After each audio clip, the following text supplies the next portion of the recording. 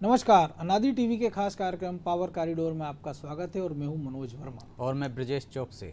Power corridor में हम बात करेंगे आज सरकार, सियासत और ब्यूरोक्रेसी के फैसलों की अंतर्कथा की और पड़ताल करेंगे कि आखिर इन फैसलों के मायने क्या है। तो शुरू करते हैं खबरों की खबर लेने का सिलसिला।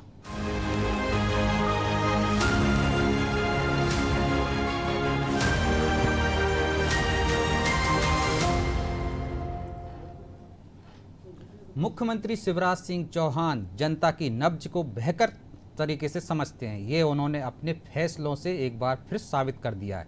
यही वजह है कि दूसरे राज्यों के मुख्यमंत्री भी उनका अनुसरण करते हुए दिख रहे हैं। गुजरात के मुख्यमंत्री विजय रूपानी के बाद दिल्ली के मुख्यमंत्री अरविंद केजरीवाल भी शिवराज की राह पर चल पड़े हैं। उन्होंने भी शिवराज से प्रभावित होकर कोरोना प्रभावित परिवारों के लिए राहत पैकेज और पेंशन योजना का ऐलान किया है। ऐसा पहली बार नहीं हो रहा है, बल्कि प्रदेश की कई चर्चित और लोकप्रिय योजनाओं को उत्तर प्रदेश और बिहार सहित कई राज्य अपना चुके हैं। केंद्र सरकार ने भी प्रदेश की कई योजनाओं को देशव्यापी बनाया है। प्रधानमंत्री नरेंद्र मोदी भी प्रदेश में कोरोना नियंत्रण में सीएम की तारीफ करते हुए उनसे प्रदेश में अपनाई गई रणनीति और फार्मूले की मांग कर चुके हैं, ताकि अन्य राज्यों में इसे लागू कराया जा सके। इसी खबर पर हम चर्चा करेंगे हमारे साथी पॉलिटिकल एडिटर मनोज वर्मा से। मनोज जी, शिवराज जी हमेशा लोकप्रिय योजनाओं के मामले में बाजी मार ले जाते, चाहे मुख्यमंत्री कन्यादान योजना हो, चाहे तीर्थ दर्शन योजना हो या लाडली लक्ष्मी योजना हो, पूरे देश में उसकी ख्याति रही है। इस बार भी कोरोना के संक्रमण के दौरान जो राहत पैकेज देने की बात हो, या जो बच्चों जो अनाथ हो गए हैं उनको पेंशन देने की बात हो, 5,000 रुपये महीने देने की बात, उनकी शिक्षा की बात हो, तमाम तरह की, और परिवारों को 1 लाख रुपये आर्थिक मदद की, इस सब चीज़ में मुख्यमंत्री पहले की तरह इस बार भी बाजी मार ले। कैसे देखते हैं आप इस सब? देखिए, निश्चित तौर पर ब्रजेश जी आपने जो कहा है, एक सबसे बड़ा जो मुझे लगता है कि एक तो वो जनता से सीधे जुड़े हुए हैं कि पूरा कोरोना काल देख लें या उसके पहले, कि जब वो राजनीति में जो उन्होंने शुरुआत की थी तब उन्होंने अपने परिवार के खिलाफ बगावत की थी, पिता के खिलाफ, मजदूरों की समस्या को लेके पाँव पाँव वाले भैया के नाम से पहचान बनी। और जब वो सांसद बने तब वो अपनी निधि से या गरीब परिवार की जो महिलाएं हैं, बच्चियां हैं, उनकी वो शादी कराया करते थे। तो जनता की जो तकलीफ और परेशानी है उसको वो समझते हैं, और यही कारण हम देखते हैं कि वो लगातार जब रिव्यू कर रहे हैं कि जिले वाइज, संभाग वाइज जब वो बैठ के कर रहे हैं तो सारी चीज़ों उनके सामने, सारे तथ्यों पे बात करते हैं। और जैसे कोई अच्छा सुझाव मिलता है या उनको लगता है कि ये एक ऐसा मुद्दा हो सकता है जो समाज के विभिन्न वर्गों के लिए लाभदायी हो सकता है या इससे उनकी मदद हो सकती है, तो उसको वो तुरंत अमल में लाते हैं। हम ब्लैक फंगस की भी बात करें तो सबसे पहले उन्होंने पूरे देश में कहा कि मध्य प्रदेश सरकार इसका इलाज कराएगी। इसके पहले जो बुजुर्गों की तीर्थ दर्शन और जो बाकी कई सारी योजनाओं का आपने कहा, हमने देखा कि स्कूली छात्राओं के लिए उन्होंने स्कूटी, साइकिल की व्यवस्था की बात की थी, मिड डे मील की बात हो, डायल 100 की बात हो, 108 की बात हो, तो ऐसे तमाम सारी वो योजनाओं पे लगातार काम करते रहते हैं जो जनता से जुड़ी हो और जनता को उसका सीधा लाभ ना मिले और ज़्यादा उनको कागजी कार्रवाई या परेशानियों का सामना ना करना पड़े। मतलब साफ है कि शिवराज जी जनता की नब्ज समझते हैं। शायद इसके पीछे एक वजह ये भी हो कि वो उन लोगों के बीच में से आए जमीनी नेता हैं, उनके दुख जानते हैं, उनकी तकलीफ जानते हैं, उनको पता है कि कब उनको क्या ज़रूरत होती है। तो यही कारण है कि उनकी योजनाओं में उन्होंने लोगों से पूछकर, पहले टर्म में ही लोगों से पूछा, पंचायतें लगाईं और उनसे कहा कि आप बताइए आपके लिए क्या चाहिए। शिवराज जी ने वही योजनाएं लागू की जो लोकप्रिय रहीं, कई राज्यों ने अपनाया। मनोज जी, क्या शिवराज जी में एक और खासियत नहीं देखते आपके? कई बार गलतियां कर जाते हैं तो उनसे भी सबक लेते हैं, सुधार करते हैं। जिस तरह से अब वो तीसरी लहर आने की जो संभावना बताई जा रही है उसकी तैयारियां कर रहे हैं।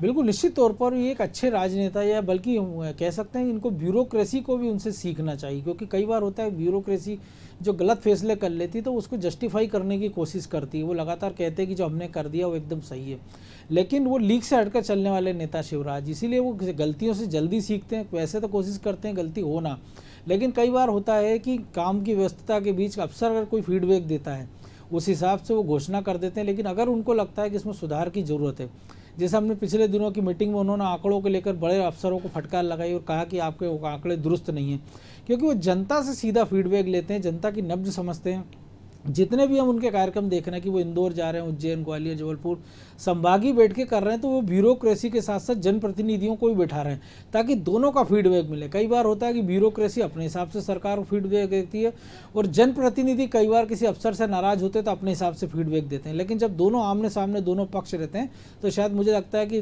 फैसला लेने में आसानी होती है। कई बार आपको नहीं लगता कि सरकार या मुख्यमंत्री से नौकरशाह कदम ताल करते हुए नहीं चल दिख रही है?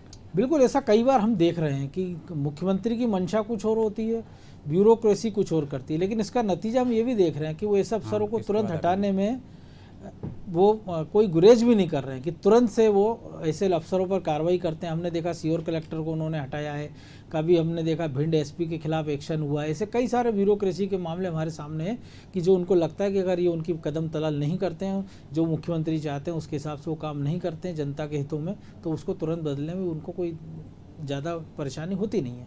निश्चित तौर पर मुख्यमंत्री अच्छा काम कर रहे हैं, वो बेहतर तरीके से कोरोना पे नियंत्रण पाने की दिशा में बढ़ रहे हैं। हम उम्मीद करेंगे कि नौकरशाह भी उनसे कदम ताल करती चले। अब अगली खबर की ओर रुख करते हैं। बिल्कुल, क्या नौकरशाह सरकार की साख पर बट्टा लगा रहे हैं? ये हम नहीं कह रहे, लेकिन ये सवाल उनके फैसलों की वजह से उठ रहे हैं। हाल ही में सरकार ने मुरैना एसपी सुनील कुमार पांडे को हटाया है। मगर 4 महीने में उनसे जिले की कप्तानी छीन ली गई। यहाँ तक कि ठीक, लेकिन उन्होंने उनकी जगह जिन ललित साक्यवार को कप्तान बनाना लोगों के गले नहीं उतर रहा है। दरअसल साक्यवार वही एसपी है जिन्हें मुख्यमंत्री की नाराजगी के चलते 5 महीने पहले ही कटनी से हटाकर पीएचक्यू भेजा गया था। उन पर तब अवैध उत्खनन पर अंकुश नहीं लगा पाने के आरोप लगे थे। अब सवाल ये उठ रहा है कि क्या वे आरोप निराधार थे या अब उन पर लगे दाव साफ हो गए हैं, और क्या वजह रही कि महज 4 महीने में पांडे पर गाज गिराना पड़ी। समझेंगे हमारे सहयोगी ब्रिजेश के साथ। हमने देखा कि लगातार, जो आपसे अभी कुछ देर पहले आपने जो चीज़ का जिक्र किया था और हम बात कर रहे थे कि लगातार एक्शन हो रहा है, लेकिन कई बार आपको नहीं लगता है जब जिस प्रकार की जो पोस्टिंग है इसमें कई बार ब्यूरोक्रेट मुख्यमंत्री को कई बार गुमराह कर देते हैं या एक तरह से जो छवि पेश कर देते हैं तो आदेश हो जाते हैं, क्योंकि मुख्यमंत्री कई सारे कामों में व्यस्त है जिसका खामियाजा ये भुगतना पड़ता है कि कई बार जब आप जस्टिफाई नहीं कर पाते हो कि जिसकी आपने पोस्टिंग की वो किस तरह का आदमी है।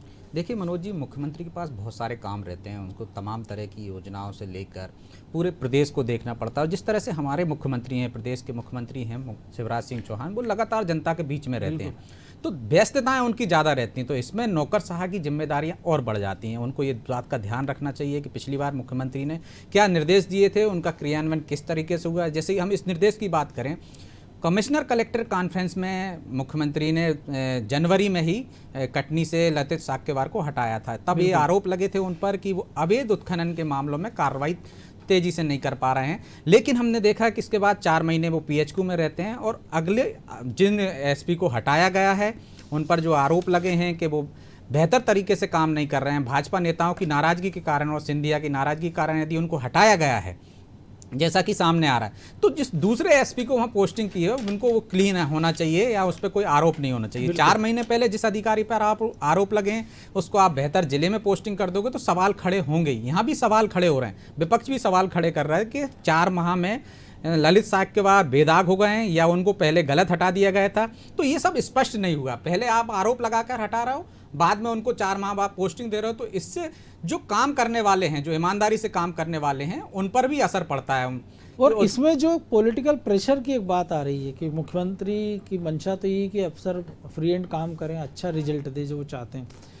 एक बात हम कर रहे हैं कि कुछ अफसर रिजल्ट नहीं देना चाह रहे, इस मामले में उल्टा हो रहा है। हम देख रहे हैं कि रिजल्ट दे रहा है जो अधिकारी, उस पर भी एक्शन हो रहा है। तो जो आप कह रहे हैं वाकई जो अच्छे अफसर है उनका मनोबल कहीं ना कहीं प्रभावित होता है। बिल्कुल मनोज जी, मनोबल प्रभावित होता है। और जिस तरह से कि एक गाइडलाइन है, एक सुप्रीम कोर्ट की जो गाइडलाइन बनी थी, किस तरह से अधिकारियों को, कितने बड़े अधिकारियों को कितने पीरियड तक आपको जिलों में रखना है, डीजीपी से लेकर एसपी तक के कम से कम 2 साल तक का उनको समय दिया जाना चाहिए। 4 माह में एक अधिकारी को जिला समझने में समय लगता है, वो जिले में क्या गतिविधियाँ चल रही हैं, क्या कार्रवाइयाँ होनी चाहिए, अपराधियों को पहचानने में, पूरे जिले को समझने में भी उसको 1-2 महीने लग जाता है। यदि आप 4 महीने में किसी अधिकारी को हटा देते हो तो निश्चित तौर पर दूसरे अधिकारियों के मनोबल पर प्रभाव पड़ता है, क्योंकि उनको आगे दूसरा अधिकारी जाता है उसे भी ये डर सताने लगता है कि राजनीतिक प्रेशर की वजह से उनको हटाया जा सकता है, तो कोई नाराज ना हो। ये सोचकर यदि कोई अधिकारी काम करेगा कि राजनीतिक व्यक्ति नाराज ना हो जाए, क्षेत्र का क्षेत्रीय क्षत्रप नाराज ना हो जाए, इस कारण उस पर गाज गिर जाएगी, तो निश्चित तौर पर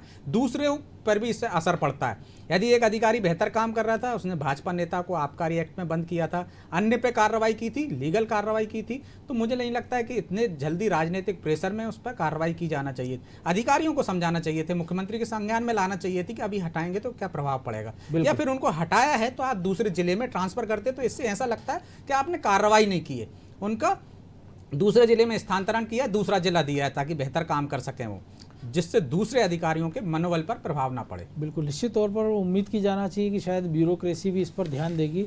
तो चलिए अगली खबर का रुख करते हैं।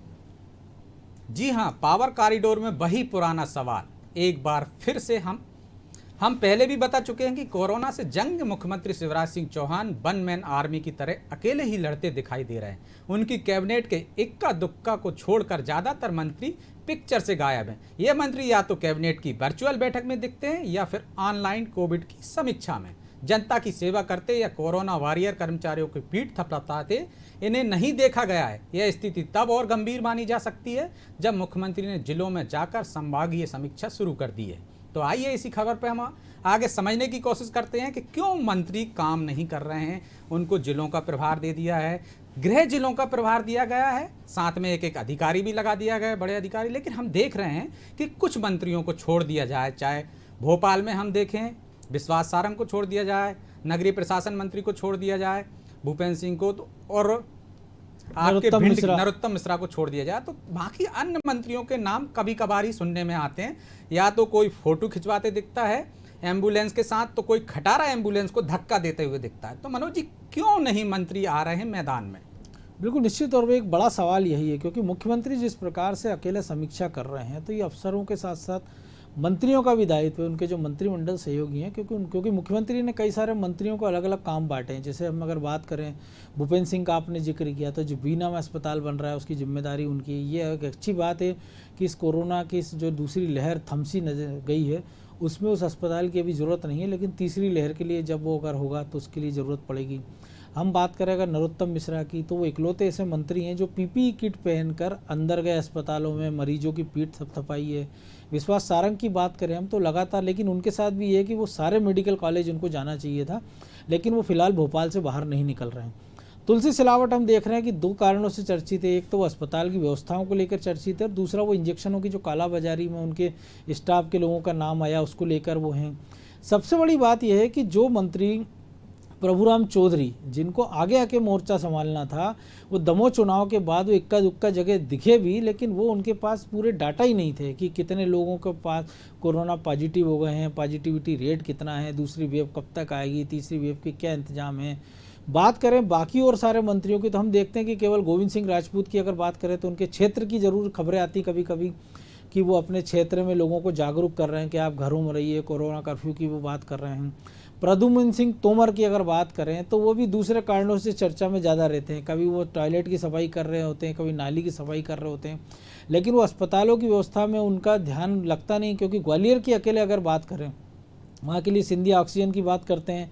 कई दिनों हमने देखा कि प्रद्युम्न सिंह तोमर अस्पताल के बाहर तंबू लगाकर सोए हुए, लेकिन अंदर की जो व्यवस्था सुधरना थी कि ऑक्सीजन का टोटा ना पड़े। कई सारे लोगों की हमने देखा कि मौतें हुई है, कई परिवारों लोगों ने अपने परिवार में 4-4, 5-5 लोगों को खो दिया है। तो ऐसे में ये जो मंत्री हैं, इनको अपने जिला मुख्यालयों में कम से कम व्यवस्था करें। जैसे आपने जिस जिक्र किया है विजय शाह का, कि वो एम्बुलेंस में धक्का लगा रहे, विभाग से उन्होंने कहा था कि नई एम्बुलेंस दे दी जाए। तो ऐसे अफसरों पर तुरंत कार्रवाई हो जाना थी जिन्होंने उनको गुमराह किया, क्योंकि एक नज़ीर आप जब तक पेश नहीं करोगे इस महामारी में, तब तक आप कैसे जनता का भरोसा जीतेंगे। क्या आपको ऐसा नहीं लगता कि एक तो ये उनको कह दिया कि गृह जिले के आप प्रभार दिया है कोरोना का, लेकिन अधिकार नहीं है क्या? जैसे खटारा एम्बुलेंस भेज दी लेकिन कोई कार्रवाई नहीं होती, तो मंत्री इस वजह से घर में बैठे हुए हैं कि उनके पास हाथ में कुछ नहीं है, सिर्फ मंत्री हैं वो, और उनको काम करने का अधिकार वैसे नहीं है? क्या ये वजह देखते हैं या कोई और वजह देखते हैं? ये तो और शर्मिंदगी की बात है। अगर आप मंत्री और आपको अगर लाखों जनता ने चुना है और एक बड़े विभाग को आप संभाल रहे हो, और अगर आप अपने गृह जिले में एक एक्शन नहीं ले सकते, क्योंकि लगता नहीं कि मुख्यमंत्री ने किसी प्रकार का कुछ, क्योंकि जब अफसर स्वतंत्र हैं, अफसर लगातार कार्रवाइयाँ कर रहे हैं, विधायकों के खिलाफ FIR हो रही है। हमने इन्हीं मंत्रियों को देखा कि नरोत्तम मिश्रा को, कि उन्होंने माइक से अनाउंस किया और जब तहसीलदार नहीं पहुंचा तो उसको तुरंत मौके से सस्पेंड किया। हमने गोपाल भार्गव के मामले में देखा कि प्रोटोकॉल के तहत आधी रात को अफसर उनको उनको रिसीव करने नहीं पहुंचे तो उनके खिलाफ एक्शन हुआ। हमने देखा कि मुख्यमंत्री गेस्ट हाउस में रुकते हैं, अफसर लापरवाही बरतते हैं, मच्छरों को नियंत्रण नहीं कर पाते हैं, उनके खिलाफ एक्शन होता। तो ऐसा नहीं है कि जनप्रतिनिधियों के हाथ बंधे, बल्कि उल्टे इन अफसरों को या इन मंत्रियों को तो अस्पतालों का दौरा करना चाहिए, अंदर जाना चाहिए। हम देख रहे हैं कई सारे विधायक, जसपाल सिंह जज्जी हो या तमाम सारे विधायक अंदर तक जा रहे हैं, लोगों का उत्साह बढ़ा रहे हैं, उनके लिए खाने की व्यवस्था है, तमाम सारी चीज़ें कर रहे हैं। क्या वजह है जैसे भाजपा संगठन पहले मंत्रियों से जवाब तलब करता था, संगठन शांत है, सरकार कुछ कर नहीं रही है, मुख्यमंत्री और संगठन क्यों नहीं इनके कान खींचते हैं मंत्रियों के कि आप जाइए काम करिए लोगों के बीच में? बिल्कुल, ये एक जायज़ सवाल है कि क्योंकि अगर प्रदेश अध्यक्ष का ये दायित्व है और संगठन महामंत्री जो बीजेपी में एक ताकतवर आदमी होता है, मान लीजिए अभी जो सुहास भगत हैं, लेकिन वो पिछले दिनों हमने देखा चुनाव व्यस्त हुए, लेकिन अब तो नतीजे आए भी लंबा समय हो गया है, इसके बाद अगर कोई एक्शन नहीं हो रहा। हम देख रहे हैं कि केवल जयंत मलैया मामला चुनाव के देखें तो उनको एक्शन हुआ, उनके बेटे सहित 4-5 मंडल अध्यक्षों पर कार्रवाई हुई, जबकि होना ये था कि इस कोरोना काल में लीड करते, क्योंकि मुख्यमंत्री तो लगातार कर रहे हैं, प्रदेश अध्यक्ष भी कोशिश कर रहे हैं। वो ये कह रहे हैं कि हम सेवा पार्ट 2 चला रहे हैं, ऑक्सीजन कंसंट्रेट कर रहे हैं, सब कुछ कर रहे हैं। भोपाल में हमने देखा 1000 बेड का उन्होंने 1000 बेड का कोविड केयर सेंटर भी बनाया। लेकिन जो संगठन के स्तर पर जो कुछ होना था कि विधायकों के स्तर पर, सांसदों के स्तर पर, संगठन के स्तर पर, उसमें कहीं ना कहीं निश्चित तौर पर कोई चूक है, और खासतौर से जो मंत्री लेवल पे, क्योंकि जिन मंत्रियों की हम बात कर रहे हैं 5 या 6 अच्छे कारणों से भी वही चर्चा में और बुरे कारणों से भी, लेकिन बाकी मंत्रिमंडल के सहयोगी का इसके बारे में मुख्यमंत्री को मुझे लगता है मंथन करना चाहिए और संगठन को खासतौर से ध्यान देना चाहिए। क्या आपको लगता है कि कोरोना काल के बाद जब समीक्षा होगी कि हमने कैसे इस परिस्थितियों से निपटे हैं, तो मंत्रियों की भूमिका का भी जांच होगी या उनको रैंकिंग दी जाएगी? बाद में जब मंत्रिमंडल का विस्तार होगा या विभागों का वितरण होगा, जिलों के प्रभार दिए जाएंगे, तब ये सब देखा जाएगा? निश्चित तौर पर देखा भी जाना चाहिए, क्योंकि हम जिस प्रकार से देख रहे हैं, जो स्थितियां बन रही हैं, उसके हिसाब से इसका खामियाजा संगठन को भी उठाना पड़ रहा है। अगर दमोह के हम नतीजे देखें तो एक अलार्मिंग है, ये मंत्रियों के लिए भी एक चेतावनी है और उनके मंत्रिमंडल सहयोगियों के लिए कि अब समय ज़्यादा बीता नहीं है, लेकिन अब भी समय है कि सचेत हो जाइए। अब करते हैं अगली खबर का रुख। पिछले महीने की ही बात है, इंदौर में सड़क हादसे में मारी गई एक महिला का पार्थिव शरीर अस्पताल में था और पुलिस पंचनामा बनाने से लेकर अन्य खानापूर्ति कर रही थी। इस दौरान कागज कम पड़ गए और दरोगा ने मृतका के परिजन को पहले कागज लाने का फरमान सुना दिया। 1 घंटे भटकने के बाद कागज आए, तब कहीं जाकर कागजी कार्रवाई पूरी हुई और शव मिला। मामले ने तूल पकड़ा तो दरोगा सस्पेंड कर दिए गए। लेकिन ये कोई पहला मामला नहीं था, ऐसा अक्सर होता है जब पुलिस से ही FIR के लिए कागज मंगाती है, लेकिन अब ऐसा नहीं होगा, क्योंकि देर से ही सही पुलिस ने एक दुरुस्त फैसला लिया है। DGP विवेक जौहरी ने अब थाना प्रभारियों और जांच अधिकारियों को स्टेशनरी और जांच में पड़ने वाले जरूरी सामान पर पेन ड्राइव सहित अन्य तकनीकी उपकरण खरीदने के अधिकार दे दिए हैं। इसके लिए वो डिजिटल पेमेंट कर SP ऑफिस से राशि ले सकेंगे। इसके लिए बजट में अलग से 10 करोड़ का प्रावधान किया गया है। इसी खबर पर समझेंगे हमारे सहयोगी ब्रजेश चौकसे के साथ।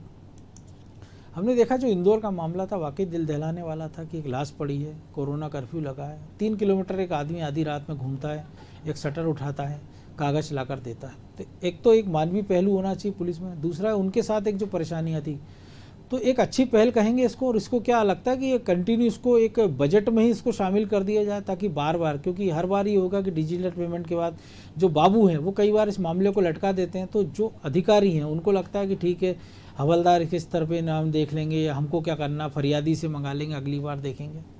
मनोज जी, ये देर आए दुरुस्त आए हम कह सकते हैं इसको। ये काम पुलिस को पहले ही कर लेना चाहिए था, क्योंकि ये पुलिस की छवि गढ़ने में एक महत्वपूर्ण रोल निभाता है। कोई पीड़ित व्यक्ति होता है, ये हमने देखा इंदौर में पहला मामला नहीं था मनोज जी, इससे पहले भी 3 मामले हुए थे, एरोडम थाने में भी हुआ था, लेकिन पहला मामला इसलिए चर्चित हुआ ये क्योंकि एक महिला की मौत हुई थी। वो सड़क पे अपने बेटे के साथ जा रही थी, बेटे को बचाने की कोशिश में ट्रक की चपेट में आ गई थी। उसके सब को पंचनामा बना के अस्पताल भेजा गया था। वहाँ पंचनामा बनाने के लिए जो सब इंस्पेक्टर गया था, जो दरोगा गया था, वो 2 कागज़ लेके गया था, A4 साइज़ के कागज़ लेके गया होगा। तो कार्रवाई करते हुए, परिवार वालों के बयान लेते हुए वो कागज़ कम पड़ गए, तो उन्होंने फरमान जारी कर दिया है कि आप कागज़ लेके आइए, तब आपको ये कार्रवाई करके हम लाश सुपुर्द करेंगे। तो आप देखिए कि कोरोना काल चल रहा था, वो परिवार 1 घंटे तक परेशान रहा, कहाँ से कागज़ जुगाड़ करके लाया, तब जाकर सबकी पूरी कार्रवाई करके उनको सुपुर्द किया गया। क्योंकि ये मामला उस कोरोना काल में हुआ था, मीडिया की नज़रों में आया तो सुर्खियां बना और सरकार के संज्ञान में आए। जबकि ये हमेशा होता है, हर थाने में होता है। कोई चोरी की रिपोर्ट लिखाने जाता है, किसी का मोबाइल गुम हो गया है, या कोई जांच कराने जाता है, किसी की मौत के मामले में भी जांच कराने जाता है, तो कई बार कागज नहीं होते हैं तो उसी से मंगाए जाते हैं। और अन्य मामलों में भी जैसे पेन ड्राइव, आजकल तकनीक तरीके से जांच हो रही है, तो पेन ड्राइव की ज़रूरत पड़ती है। आपके पास कोई इलेक्ट्रॉनिक सबूत हैं, तकनीकी सबूत हैं, तो वो आपके मोबाइल से, आपके लैपटॉप से, हार्ड डिस्क वगैरह, जो बिल्कुल इन सब जो आपने इलेक्ट्रॉनिक सबूतों की बात की, तो अभी हम देख रहे हैं कि सरकार है, घर पे आपने अगर रेड लाइन क्रॉस की, ओवर स्पीड है, हेलमेट नहीं है, सीट बेल्ट नहीं है, आपके घर पर चालान पहुंच जाता है, चालान आपको चालान भरना है। हम देख रहे हैं कि पुलिस को ऐसे गैजेट्स भी दे दिए गए हैं कि पिछले दिनों कुछ हेलमेट ऐसे दिए जिनमें कैमरा लगा कि अगर आप बदतमीजी करते हैं तो रिकॉर्ड कर सकती है पुलिस। ऐसे गैजेट भी पुलिस को मिल गए हैं कि वो आपको तुरंत मौके पर गाड़ी नंबर डाल के पता कर सकती है कि गाड़ी आपकी है, चोरी की है। तो ऐसा नहीं लगता है कि आपको इस ऐसे मामलों में तकनीक का सहारा लें, क्योंकि जब आप FIR कंप्यूटर पर लिख रहे हैं तो ऐसे जो सबके पास सिपाही से लेके ऊपर तक सबके पास आजकल जो एंड्रॉयड फ़ोन है उस पर आप रिकॉर्डिंग कर लीजिए बयान की, बाद में उसको कन्वर्ट कर लीजिए, सरकार ऐसा कोई प्रावधान कर दे, या मोबाइल पे आप रिकॉर्ड कर लीजिए सामने वाला जो बोल रहा है उसको, फिर उसके बाद टाइप कर लीजिए और उसको खाना पूर्ति पूरी करते उसको रवानगी दे दीजिए, बाद में आप उसको कन्वर्ट कर लीजिए। मनोज जी, इस दिशा में पुलिस काम कर रही है। अब जो तकनीकी साक्ष्य होते हैं, जैसे यदि हम आज ही उमंग सिंगार के मामले की बात करें तो उनके मोबाइल से तकनीकी साक्ष्य जुटाए जा रहे हैं। तो इन सब चीज़ों के लिए पहले जैसे कागज़ मांगती थी पुलिस, वैसे ही आज की तारीख में पेन ड्राइव वो मांगती है, हार्ड डिस्क के लिए पैसे मांगती है। तो सरकार ने बाकायदा, जब ये इंदौर वाला मामला संज्ञान में आया तो बजट पर जो चर्चा होती है ACS गृह के साथ, DGP और एडमिन के साथ, प्रशासन के साथ जो अधिकारी जुड़े हुए अधिकारियों के बीच में चर्चा हुई, तो उन्होंने बजट में ही प्रावधान कर दिया। इसमें एक और अच्छी चीज़ की मनोज जी कि यदि SP को पहले सारे थानों में बांटना पड़ता था, यदि कोई ज़रूरत है आपको स्टेशनरी की तो आप SP को वो करेंगे, मांग करेंगे, SP आपको देंगे, वहाँ से बजट होगा। लेकिन अब थाना प्रभारियों को अधिकार दे दिए और 10 करोड़ का प्रावधान कर दिया। उसमें ये शर्त भी है बाकायदा कि आप इस राशि का किसी अन्य चीज़ में उपयोग नहीं करेंगे, कहीं सैनिटाइजर खरीद लें आपसे, उसमें 6 करोड़ रुपए पेन ड्राइव और हार्ड डिस्क, अन्य तकनीकी उपकरणों के लिए रखे गए हैं कि यदि आप, कोई जांच अधिकारी भी खरीद सकता है थाना प्रभारी के साथ। यदि कोई सब इंस्पेक्टर किसी मामले की जांच कर रहा है, उसको पेन ड्राइव की जरूरत है, तो वो भी खरीद कर सकता है, डिजिटल पेमेंट करेगा और ये उसका सबूत दिखाकर SP ऑफिस से इस मद में से राशि ले सकता है। बिल्कुल। साथ ही ये भी हिदायत दी गई, अब किसी फरियादी से, किसी पीड़ित से आप कोई कागज नहीं मांगेंगे, कोई पेन ड्राइव नहीं मांगेंगे, इस राशि से ही उसमें उपयोग करेंगे। तो ये बहुत अच्छा कदम है। लगातार हम देख रहे हैं कि DGP एक के बाद एक अच्छा कदम उठा रहे हैं कि जैसे ACR को आप देखिए वो डिजिटाइल कर दिया उनने, ऑनलाइन लिखिए, समय पर लिखिए, तो तमाम तरह के अच्छे प्रयास हो रहे हैं। क्योंकि कोरोना काल में हमने देखा है कि पुलिस की छवि अच्छी भी हुई है और कुछ पुलिस वालों के काम से छवि बिगड़ती है। और जब एक आदमी फरियादी थाने जाता है मनोज जी, सबसे पहले उस पर पहला इंप्रेशन पड़ता है कि यदि आप उससे कुछ डिमांड कर लोगे कि कागज ले आइए तब आपकी FIR लिखेंगे, तो वो उसके मन में भी आपको, अपराधी तो आप पुलिस से नाराज है ही, एक फरियादी भी नाराज हो जाता है। लेकिन इस पहल से मुझे लगता है कि अब वो हालात नहीं होंगे। कोई फरियादी जाएगा तो उसकी FIR लिखी जाएगी, उसको कॉपी दे दी जाएगी, उससे ये नहीं कहा जाएगा कि अभी कागज नहीं है, आपको हम FIR की कॉपी बाद में देंगे, बाद में आना। तो ये बहुत अच्छा कदम है और सरकार को इस तरह के छोटे छोटे कदम उठाकर ही मुझे लगता है कि पुलिस में की जो छवि गड़ गई है, लोगों के मन मस्तिष्क में, लोग थाने नहीं जाना चाहते हैं, उसमें सुधार आएगा। पहले ही हमने देखा है नए जो थाने बने हैं, रिसेप्शन की व्यवस्था की है, वहाँ लोगों को बैठने की व्यवस्था की है। एक जो पुलिस का व्यवहार है जो सड़क पर दिखता है, यदि कोई घटना हो जाती है उसको लेकर लगातार सवाल उठते हैं, तो उसमें कहीं ना कहीं सुधार होगा। तो मुझे लगता है कि इस दिशा में कदम और उठाने चाहिए और इस दिशा में आप आगे बढ़ते हुए दिख भी रहे हैं। बिल्कुल, निश्चित तौर पर। पावर कॉरिडोर में आज बस इतना ही। अगले हफ्ते मिलेंगे सरकार के कुछ नए फैसलों की अंतर्कथा के साथ। तब तक के लिए हमें इजाजत दीजिए और आप देखते रहिए अनाजी TV। नमस्कार।